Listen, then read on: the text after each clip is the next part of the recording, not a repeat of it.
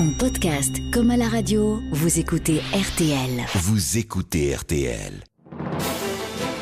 RTL. Les aventuriers de l'inconnu. Jacques Pradel, Henri Gougaud. Et bonjour à toutes et à tous. Bonjour Henri. Bonjour. Alors j'ai une question à vous poser. D'abord, une information à donner à ceux qui nous écoutent, parce qu'aujourd'hui on va s'intéresser aux machines à communiquer avec les morts. Bon. Et quand j'ai dit ça, j'ai vu un certain sourire flotter sur votre visage. Mais pas du tout. Je me suis trompé. Vous écoute toujours avec une attention soutenue. Oui. Et alors, qu'est-ce que vous pensez des machines à communiquer avec les morts ? Oui, moi, j'aurais pas imaginé ça. Mais enfin, ça porte un nom scientifique. C'est la nécrophonie, non ? Les machines, les nécrophones, oui. Les nécrophones. Donc, ça porte un nom scientifique, donc c'est sérieux. Voilà, absolument. Alors, il faut dire pourquoi on a choisi ce thème aujourd'hui. C'est à cause d'un livre que j'ai découvert, dont l'auteur est notre invité, Philippe Baudouin. Bonjour. Bonjour. Vous êtes réalisateur de radio et vous êtes passionné aussi, comme nous, de ces phénomènes étranges, bizarres, insolites.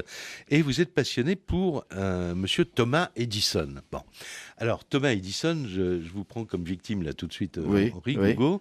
Est-ce que vous savez que Thomas Edison s'intéressait au spiritisme ? Oui, voilà. Avant que nous ne préparions cette émission, je l'ignorais complètement. Oui. Je savais qu'il avait fait des trucs électriques. Mais, il a inventé le phonographe et il a aussi inventé la chaise électrique. Il a inventé la chaise électrique, il s'est amusé à électrocuter une éléphante. D'ailleurs, il y a mis le temps. Oui. Il a inventé la chaise électrique, il l'a testé sur un condamné à mort. À New York, oui. À New York, qu'il a fait agoniser pendant des heures. Enfin, bon, c'est des trucs qu'il vaut mieux oublier quand même quand on parle d'Edison. Mais il avait quand même ce que j'appellerais une dimension poétique. C'est quand même l'idée de communiquer avec des morts, de faire parler les morts. Je trouve que c'est une idée poétique, plus que scientifique, parce que là, je sais pas. Oui, il voulait en fait détruire le mur entre les morts et les vivants. Et j'ai découvert ça donc dans votre livre, Philippe Baudouin. Alors le livre s'intitule « Le royaume de l'au-delà ». Et il est composé de deux parties. Il y a les machines nécrophoniques, c'est l'expression est de vous. C'est toute la première partie une longue préface en réalité. Du livre. Voilà, une très longue préface. Alors, et derrière, évidemment, il y a longtemps, après la mort de Thomas Edison, on a édité ses mémoires. Dans ces mémoires, il y avait quelques chapitres où il parlait justement de ses interrogations sur l'au-delà. Et en tant qu'inventeur du gramophone et inventeur d'une machine pouvant enregistrer la voix humaine, il laissait entendre qu'il était en train de mettre au point une autre machine pour enregistrer la voix des morts et surtout des messages que les morts pouvaient passer de l'au-delà. Et en vous lisant, j'ai fait aussi une découverte comme Henri, c'est que ces chapitres ont disparu dans la réédition des mémoires d'Edison, peut-être parce que ses héritiers trouvaient que ça faisait un peu désordre pour un grand scientifique comme lui de rappeler qu'il faisait du spiritisme. C'est la raison probable en fait de cette amputation finalement du dernier chapitre de ses mémoires, 8e et dernier chapitre, intitulé comme vous le disiez Le royaume de l'au-delà, que nous avons réédité avec Jérôme Millon et que j'ai eu la chance de préfacer. Effectivement, un chapitre assez gênant pour les ayants droit, sans doute, de Thomas Edison. Les mémoires paraissent en 1948. L'ouvrage est traduit en 1949 en français, dans son intégralité, heureusement pour nous, lecteurs français, pour francophones. Ça que vous avez pu le retrouver. Ouais, voilà. d'accord. Et chez un bouquiniste, j'en ai fait la découverte et je me suis aperçu que, évidemment, ces mémoires, notamment aux États-Unis, ont été rééditées à plusieurs reprises, mais sans ce dernier chapitre. C'est drôle parce que c'était quand même à la mode à l'époque d'Edison, disons fin 19e, début 20e siècle. Oui, une véritable passion pour les tables tournantes. Conan Doyle, et puis avant lui, Victor Hugo, enfin il y a des tas de gens très bien qui ont fait tourner Bien sûr, les tables. Flammarion, qu'on va Je me retrouver, demande pourquoi on n'a pas on l'a censuré comme Alors, ça. il y a deux raisons, selon moi. La première, elle est d'ordre familial, d'ordre privé, effectivement. Ses parents Ouais. étaient spirites. Alors, Étaient c'est- adeptes ben oui. du spiritisme. Oui, hein. mais ses ayants droit, ses enfants, petits-enfants, ont sans doute vu d'un mauvais œil pour la réputation Voilà, et la c'était célébrité passé de leur mode, père. quoi. Effectivement, au lendemain de la Seconde Guerre mondiale, au moment où cela est paru, les liens notamment entre l'occultisme et le nazisme ayant énormément en fait entaché tout cet univers-là, sans doute les enfants voulaient écarter cet aspect-là de la vie de leur père ou de leur grand-père. L'autre raison, elle est effectivement d'ordre purement commercial, effectivement. Elle est d'ailleurs liée à celle que je viens d'évoquer. C'était l'idée pour cette énorme entreprise américaine, eh bien, de rester quelque chose de profondément raisonnable, rationnel, et vraiment avec les pieds sur terre. Alors, il y a quelque chose que vous faites remarquer, vous faites bien de le faire remarquer, parce que pour nous, c'est tellement banal maintenant de pouvoir enregistrer la voix humaine, de se la repasser, de voir aussi les images des personnes disparues. À l'époque, c'est quand même une nouveauté, c'est une sorte de profanation.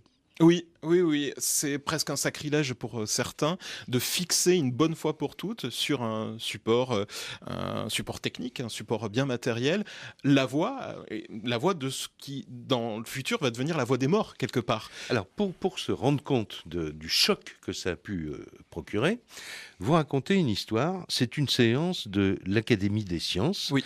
En France, à Paris, le 11 mars 1878, et là il y a donc un panel de grands scientifiques français qui sont là, dont d'ailleurs Flammarion. Camille Flammarion, voilà, qui est dans l'Assemblée. Bon.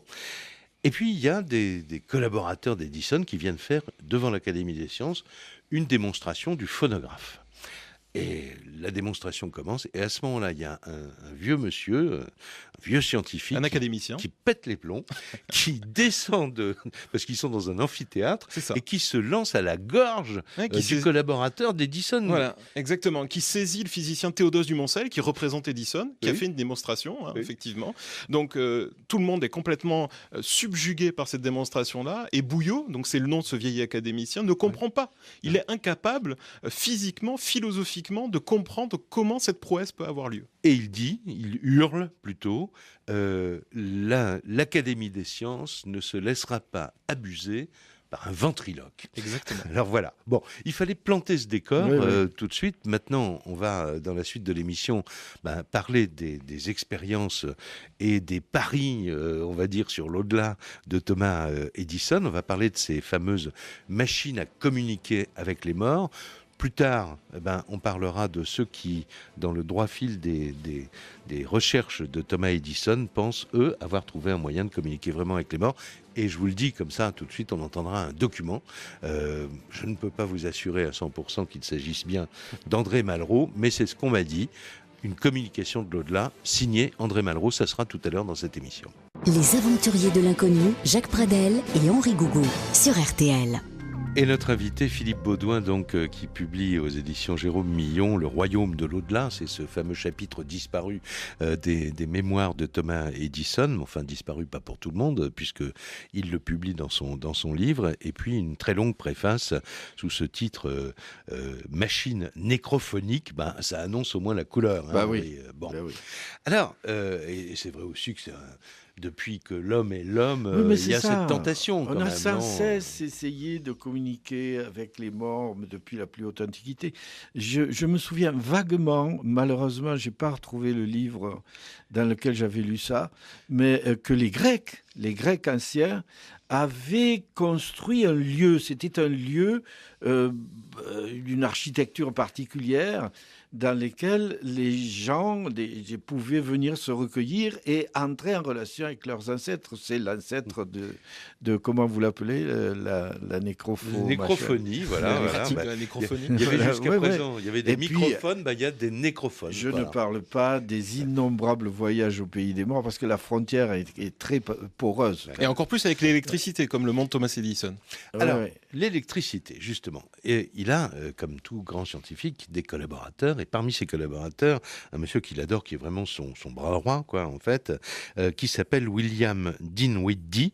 Et en octobre 1920, ce collaborateur meurt. Mais avant de mourir, il a fait une sorte de pari avec Edison. Qu'est-ce qu'ils se sont dit ? Oui, et c'est une histoire assez étrange que rapporte la veuve d'Edison, quelques temps après le décès de son mari. Elle raconte qu'il y a eu une sorte de pacte électrique, on pourrait l'appeler joli, comme ça, ouais. scellé entre eux, en vertu duquel le premier qui viendrait à mourir ferait signe par le biais du nécrophone.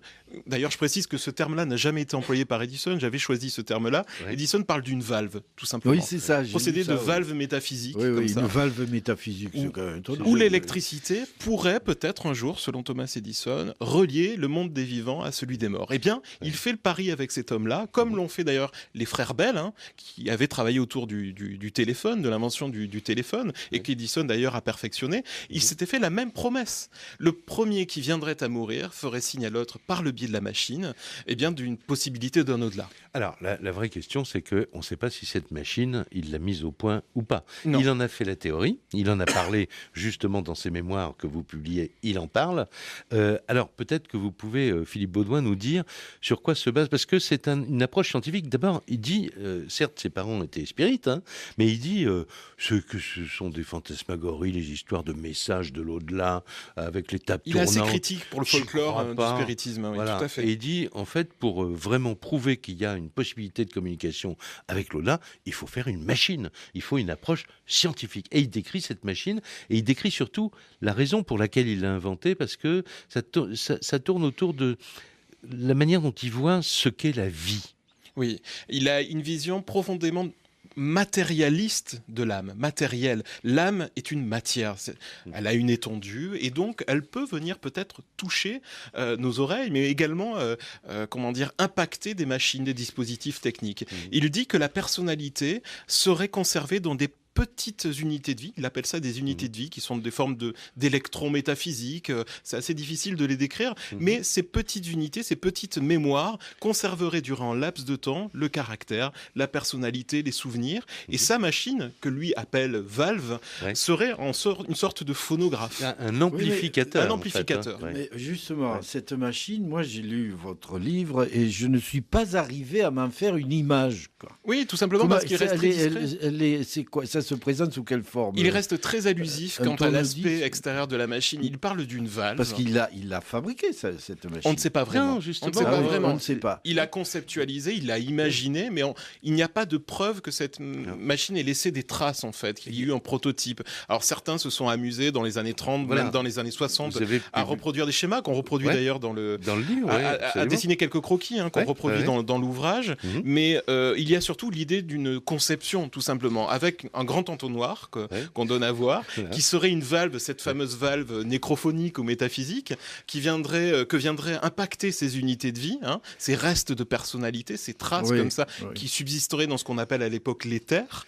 Et puis cette valve, par un procédé assez ingénieux, avec un mélange chimique, électro, thermique, etc., assez étrange, eh bien Edison est persuadé que cette valve fera entendre, amplifiera, comme l'a fait son phonographe, amplifiera la voix, mais la voix des morts, la voix des disparus. Voilà, c'est une sorte de trompette pour capter la voix des morts. Une sorte de trompette électrique spirit. Alors, mais les disciples, parce qu'il a eu des disciples, bien sûr, Edison, ils ont capté la voix de Malraux, donc on entendra tout à l'heure. Je vais vous faire entendre ça très vite. Là.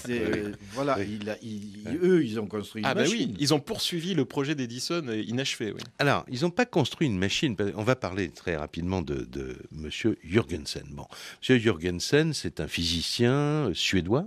C'est surtout un artiste au départ, un cinéaste, qui part dans la campagne, enregistrer pour le besoin d'un de ses films une bande son. Une bande son, et la bande son, c'est qu'il laisse tourner un magnétophone pour enregistrer des chants d'oiseaux.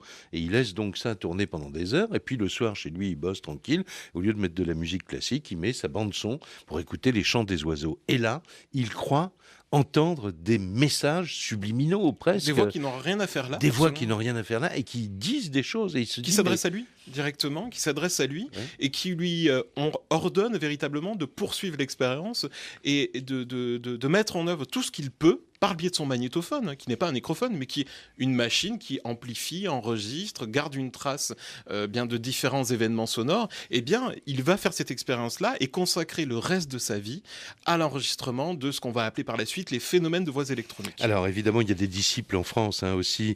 Il y a un monsieur qui s'appelle Jean-Paul Seller, et je vous remercie beaucoup, Philippe Baudouin, parce que c'est vous qui nous avez apporté cet enregistrement. Alors lui, c'est ce qu'on appelle un TCiste, un spirit pratiquant la transcommunication instrumentale. C'est le nom qu'on a donné à partir des années 80 à ce genre de pratique. Ouais. Voilà, et lui, il pense qu'il a capté un message d'André Malraux. Alors attendez, André Malraux, souvenez-vous le grand discours d'André Malraux, entre ici Jean Moulin. Entre ici, Jean Moulin, avec ton terrible cortège. Voilà, c'était pour se remettre la voix de Malraux vivante dans les oreilles. Alors maintenant, il faut vraiment prêter l'oreille. Vous allez entendre ce message. Je vous le dis avant pour que vous reconnaissiez les mots. Il est censé dire « Apprenez tout ce que vous pouvez sur... » on ne sait pas quoi. Et puis, un peu plus loin, « Nous ne sommes pas morts parce que vous êtes des avions. » Bon. Et puis encore plus tard, nous vivons dans un monde de beaucoup d'harmonie, un monde rempli de musique, de couleurs et de poésie. Ça, c'est beaucoup plus joli. Apprenez tout ce que vous pouvez sur musique, car voici exactement pour élever mon action. Nous ne sommes pas morts, c'est vous qui êtes morts parce que vous êtes des avions.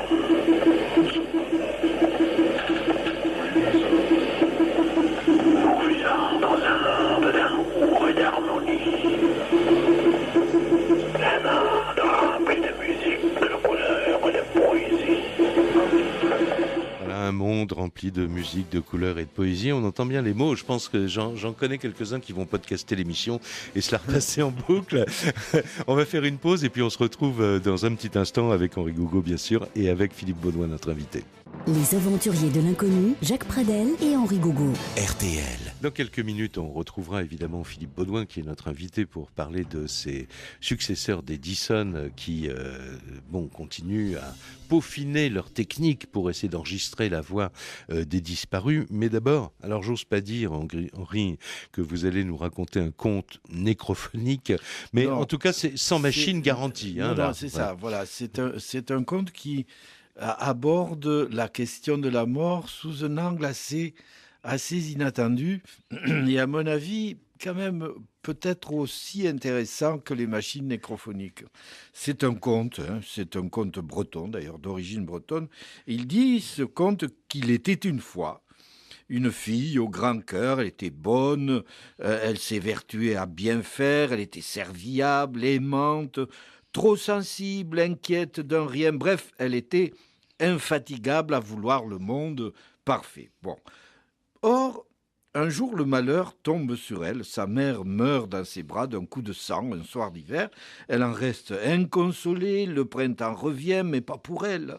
Elle pleure toujours. Qu'elle ouvre une armoire et revoit un vêtement de la défunte, elle s'agenouille et elle pleure. Qu'une voisine se souvienne devant elle du temps passé, à peine dit le nom de sa mère, elle pleure.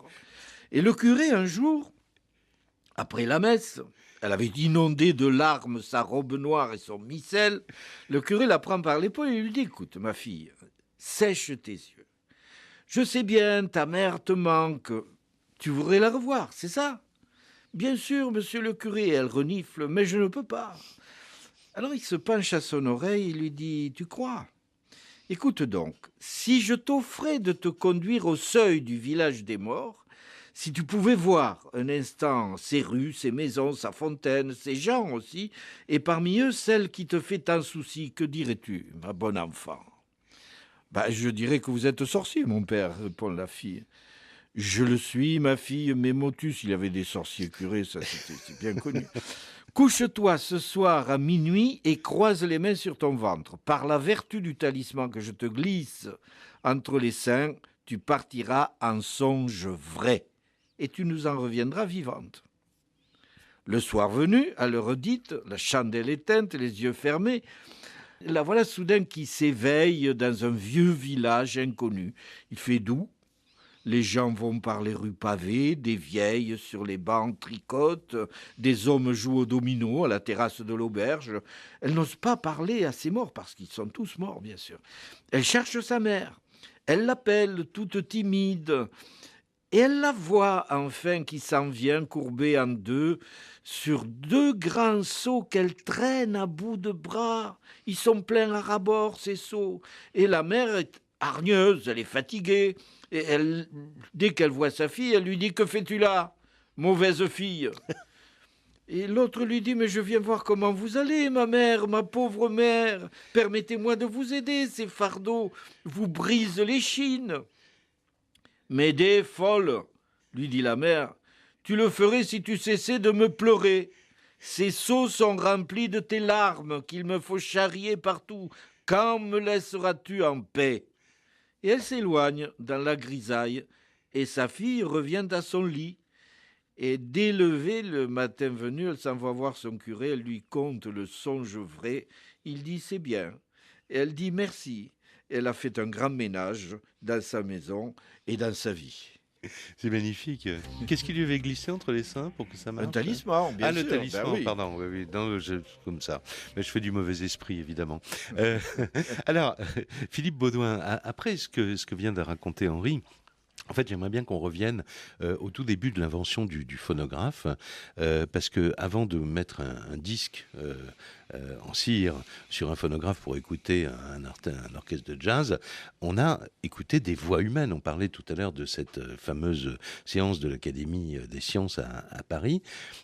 Edison invente véritablement le premier magnétophone, donc. Oui, en fait, c'est l'occasion pour Edison de rendre immortelle la parole. C'est les termes qu'il emploie lorsqu'il présente son phonographe après l'avoir breveté en décembre 1877, janvier 1878. Les dates varient, mais c'est à cette période-là précisément, et il propose comme possible utilisation, notamment l'usage de ce phonographe pour des besoins qu'on appellerait aujourd'hui bureautiques, pour assister justement les employés, etc., dans les usines, etc., mais aussi pour enregistrer les dernières paroles des mourants. Voilà. Et là, va se développer toute une pratique assez curieuse lors des funérailles qu'on va appeler la phonographie funéraire. C'est-à-dire qu'on va proposer aux agonisants d'enregistrer quelques mots, quelques souvenirs à l'attention de leur famille, mais ces mots seront joués, seront écoutés par l'Assemblée le jour de leur funérailles. Et on va appeler ça la phonographie funéraire. C'est un historien, Jonathan Stern, que j'aime beaucoup, qui a travaillé sur l'histoire de l'enregistrement sonore et qui a rappelé cet épisode assez particulier de cette époque-là. Oui, parce qu'il y avait toujours ce choc de dire, mais avec cette machine, finalement, on va pouvoir entendre des fantômes, quoi. Oui, parce que c'est la possibilité de faire revenir indéfiniment la voix des disparus, à condition effectivement que le support ne s'altère pas trop, ce qui n'était pas le cas avec les feuilles d'étain qu'on utilisait sur les cylindres à l'époque. Et alors, moi j'ai découvert en lisant votre livre qu'un logo qui nous est à tous familier, enfin tous ceux qui ont aimé les disques, on a tous acheté des disques RCA Pathé Marconi avec ce logo extraordinaire qui est, tout le monde s'en souvient, c'est la voix de son maître. C'est un chien qui est comme ça en train de faire le beau devant un pavillon et il écoute. Et ce logo a une histoire. Oui, parce que c'est un tableau d'un peintre britannique, Francis Barrow, qui a été réalisé au tournant du XXe. Et en fait, bien avant de devenir l'emblème, vraiment le logo, et d'être comme ça absorbé par cette logique marchande, quitte à oublier le nom de Barrow. D'ailleurs, tout le monde a oublié ce nom, ou personne ne le connaît, faudrait-il dire. Eh bien, c'est une histoire assez touchante, celle du chagrin d'un chien pour son maître, puisque Barrow avait recueilli des disques, différentes affaires de son frère décédé, et ce petit chien. Et effectivement, un jour, Nipper, voilà, effectivement, Nipper. Ouais. Et un jour, il écoute les disques qu'a enregistrés son frère, et ces disques contiennent notamment la voix de Marc, de ce frère disparu. Et il s'aperçoit très rapidement que le chien se poste comme ça, se pose devant le pavillon, et est complètement fasciné, magnétisé par cette voix. Et il va immortaliser cette scène qu'on est bien. Un tableau puisqu'il est peintre. La voix de son maître. Ce sera le titre, le titre de ce tableau, le nom de ce tableau. Alors, on va faire une pause. On se retrouve dans quelques instants. RTL. Jacques Pradel, Henri Gougaud, les aventuriers de l'inconnu. Avec Henri Gougaud et notre invité Philippe Baudouin, qu'on va retrouver dans quelques instants, parce qu'il y a beaucoup de choses à dire sur les successeurs, les enfants, les petits-enfants, les arrière-petits-enfants de Thomas Edison, qui continuent à essayer d'enregistrer les voix de personnes disparues. Mais là, on va faire avec Henri Gougaud tout de suite un bond dans le temps, bien avant l'invention du phonographe par Thomas Edison. Bien avant l'invention, oui, du phonographe, on racontait quand même des histoires. Mais bon, il y avait des contes sur le voyage au pays des morts. Mais il y a quand même la monumentale légende légende de la mort d'Anatole Lebras en Bretagne, qui raconte, après enquête, les rencontres que toutes sortes de gens ont fait avec le fameux Ankou, le charretier de la mort, quoi. Et donc des histoires d'Ankou, je ne peux résister au plaisir de vous en raconter au moins une. Il y en a des...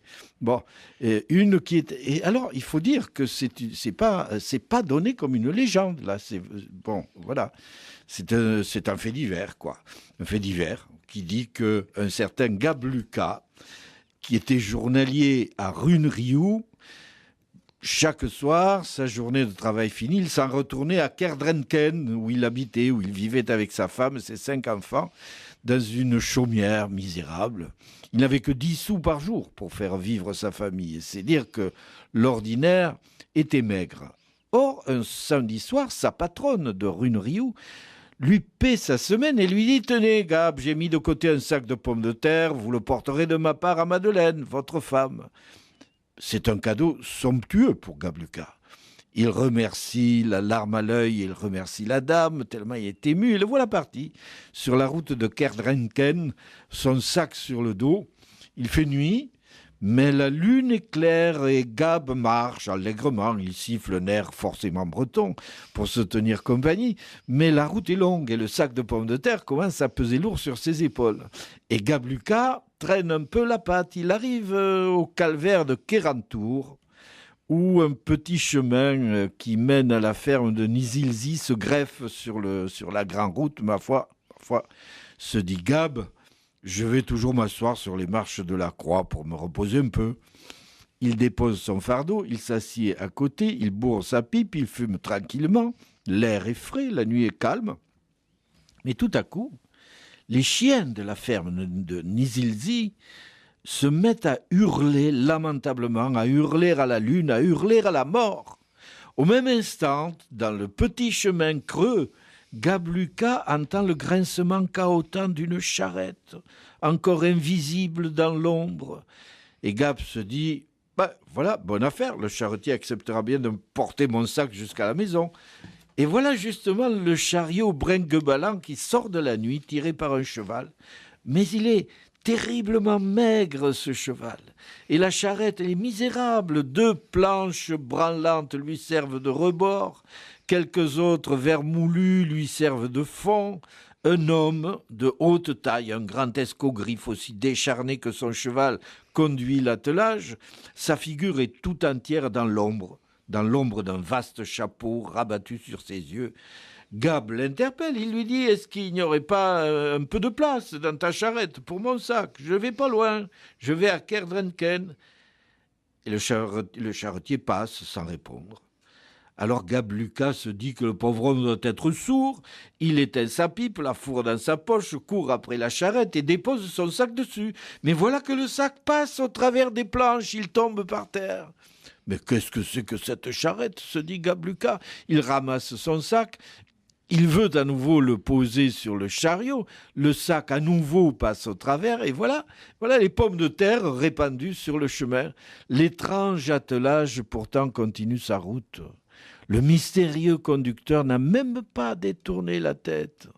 Gab Lucas le laisse s'éloigner, il ramasse ses provisions, il les charge sur son dos et il s'achemine vers Kerdrenken. Et arrivé chez lui, il raconte son aventure à sa femme. Et sa femme lui dit « C'est bien simple, tu as rencontré l'Ankou, le charretier de la mort. » Et c'était vrai. Le lendemain, elle apprend que le fermier de Nizilzi était mort la nuit précédente vers 10 heures.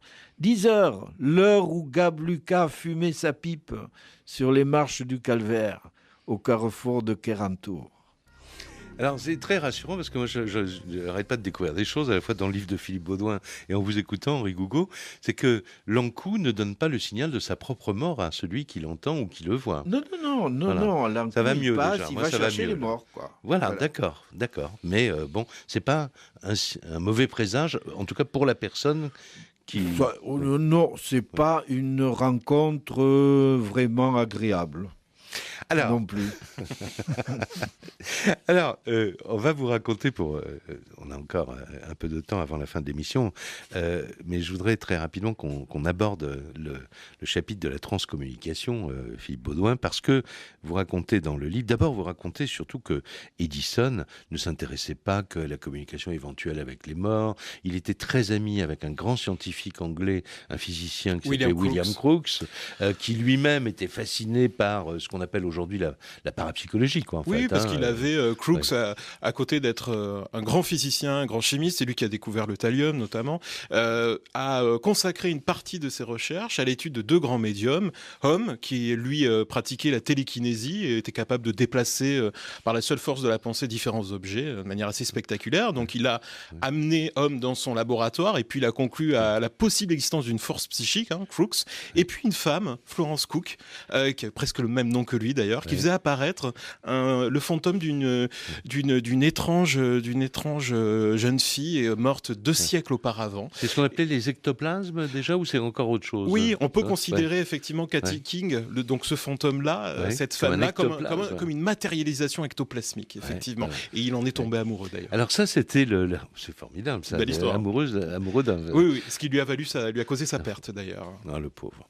Alors, ensuite, évidemment, Edison était mortel comme tout le monde et en 1931, il va décéder. Et après son décès, plusieurs ingénieurs, plusieurs psychologues également, vont fonder une société dont on va parler dans un instant avec vous après la pause, la Society for Etheric Research, la société de recherche éthérique. Et c'est la vraie naissance de ce qu'on appelle aujourd'hui la transcommunication instrumentale.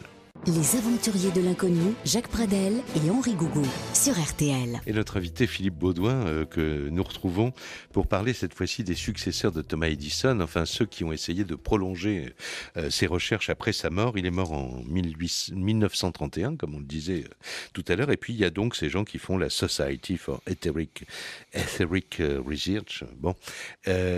Et ça va donner tout ça, ce mouvement de la transcommunication instrumentale, c'est-à-dire ces mouvements de gens qui considèrent qu'il y a une fréquence des morts, quoi, finalement, et que soit par l'intermédiaire d'un poste de radio, soit par l'intermédiaire d'enregistrements avec un magnétophone, on peut, mais alors comment faire et qui l'a fait, vous allez nous le dire, Philippe Baudouin, on peut enregistrer des messages de personnes décédées. Oui, parce qu'il y a toute une série d'expérimentations qui vont avoir lieu à partir de la fin des années 50, notamment grâce à ce Friedrich Jürgensen dont on parlait tout à l'heure, un artiste d'origine suédoise qui, par ce qu'on appelle la sérendipité, par hasard, accidentellement, va enregistrer des événements sonores qui n'ont absolument rien à faire sur la bande magnétique. Il est parti à la campagne enregistrer des chants d'oiseaux et puis il a entendu une trompette, des voix qui s'adressaient à lui. Et puis, quelques temps après, c'est sa mère disparue qui va s'adresser à lui et qui va l'encourager à persévérer dans cette pratique-là, et il va se consacrer intégralement à la transcommunication instrumentale. C'est un terme qu'on emploiera bien plus tard, mais qui désigne bien cela. C'est-à-dire que c'est une pratique spirit. Donc, ça se pratique dans le monde entier maintenant. Ça se pratique dans le monde entier, y compris en France, bien évidemment. Et c'est une croyance au départ en la survie de l'âme après la mort, mais une croyance, comme je le disais avec Edison, que l'âme est profondément, essentiellement matérielle. Donc cet âme-là, l'âme humaine peut être conservée et peut être captée.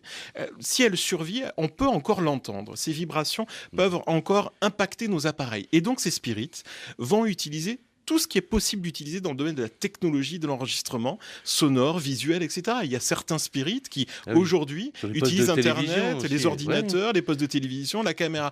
Tout ce qui est possible pour la technique de capter des fréquences, eh bien, on va les convoquer pour ce genre d'expérience. Et Jørgensen, en son temps, donc on est au tout début de l'utilisation de la bande magnétique après la Seconde Guerre mondiale. Bon, elle commence à se démocratiser et puis il se dit que peut-être la radio va être un bon support.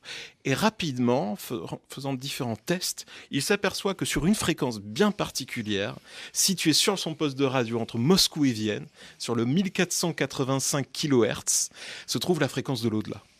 Et il est persuadé que c'est une fréquence extrêmement efficace parce que tout simplement il l'a éprouvé et il a enregistré déjà sur cette fréquence des milliers de voix, y compris celle de sa mère mais aussi celle de son assistante qui est disparue quelques mois avant. Il va la retrouver, il va les retrouver sur cette fréquence et il va enregistrer des milliers de voix et même de célébrités. Mais je suis sûr que vous êtes allé sur cette fréquence forcément, non? J'ai pas eu l'occasion parce qu'effectivement il faut un vieux transistor, mais c'est une expérience à faire. La faute. Mais il y a certainement à l'écoute, parmi les auditeurs qui écoutent cette émission, il y a forcément des radios amateurs. Bien sûr. Parce que les radios amateurs, eux, ils savent ce que ça veut dire 1485 kHz.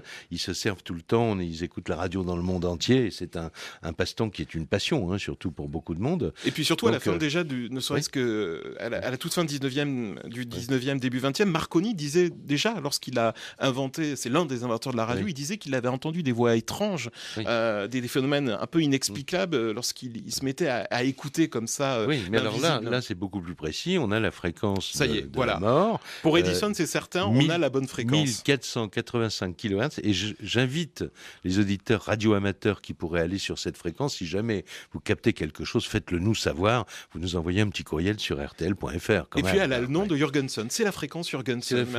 Fréquence Jørgensen. Voilà. Vous y croyez vraiment?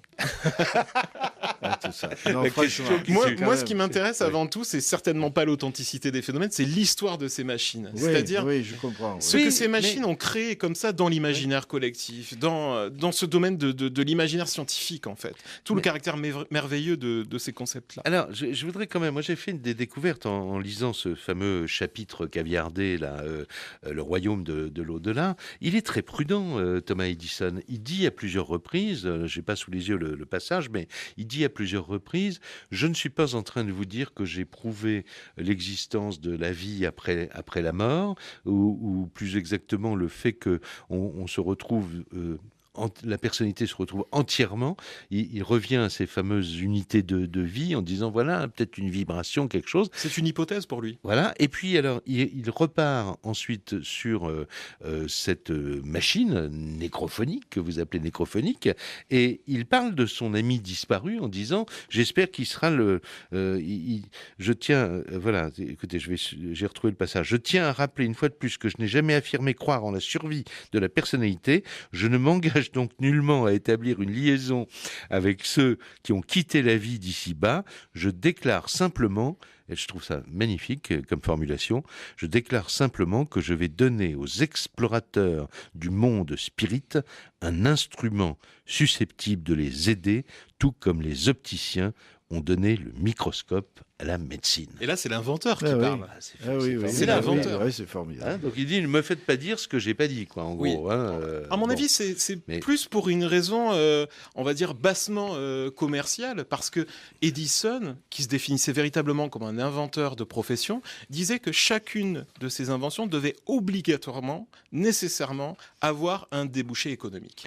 Donc son ambition, c'était de proposer dans chaque foyer un nécrophone, tout simplement. En tant que scientifique, il a quand même le devoir d'être prudent. Mais il n'est pas scientifique, c'est bien ça. C'est bien ça le problème. C'est-à-dire qu'à aucun moment, il ne prétend être scientifique. D'ailleurs, il était jalousé par énormément de savants de l'époque parce que c'était un rusé de première. Le nombre de brevets qu'il a pu voler, c'est incroyable. Hein. L'homme aux 1000 brevets, c'est le nom qu'on a donné à Edison à ce temps-là. Dernière citation d'Edison, je profite vraiment, c'est magnifique. Si l'appareil que je construis pouvait être un canal entrant à flot dans le monde inconnu, nous aurions fait un grand pas vers l'intelligence suprême, mais je ne veux pas en dire plus. Tout ce que je promets, c'est de permettre aux personnalités qui ont passé dans l'au-delà de communiquer avec nous, si elles le veulent, et surtout, si elles existent. C'est quand même extrêmement prudent.